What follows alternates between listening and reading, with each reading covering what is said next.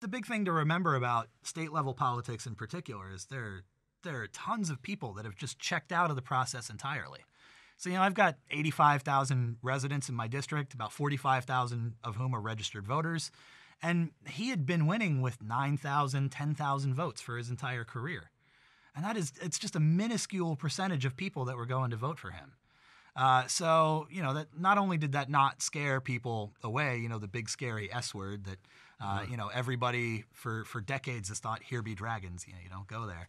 But we were able to go out and knock on doors and get people to go out and vote in this state level election who had never voted in a state election before. So you basically got a new electorate, in a sense, to come out for you, and that proved to be more than he could do with the traditional political approach. Yeah, exactly. Was there a disparity between the money he had to run his campaign and yours? Oh, a tremendous one. Virginia has no limits on campaign contributions whatsoever. The only restriction is you can't take money from foreign residents or foreign corporations. Okay. But you've got a longtime member of Republican Party leadership in a state with no campaign contribution limits. I knew I wasn't going to spend more money than him. I never even tried. I knew if I raised $1 million, he would find a way to raise $2 million. So I just went out there and took my message directly to people on their doorstep. What did you emphasize beside single-payer medical insurance for everybody? Were there other 2 or 3 major things that you think you emphasized and that reached your voters?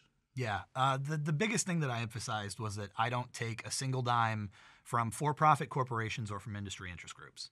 And because of that, I was able to tie every single issue back to that. I said, I'm going to fight to make sure that you can see a doctor, and I will because I'm not taking money from the health insurance companies. I'm going to fight to make sure that you can afford your rent, and I will because I'm not taking money from your landlord.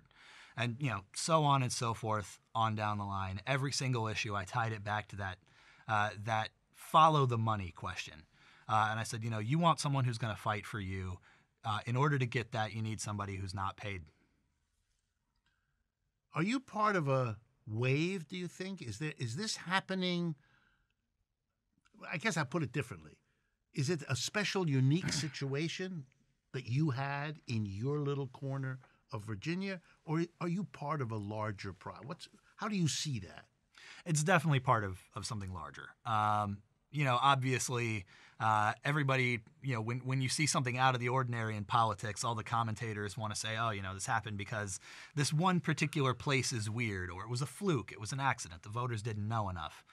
But the fact of the matter is, you've got people who have checked out of the political process entirely everywhere in America by the millions. And if you go out there and you say, I'm going to fight for you, and I'm going to fight for you because I'm walking the walk, I'm not taking that money from the people who are making your life miserable, then what do you know? People who have never voted before will show up and they'll actually vote to make their lives better.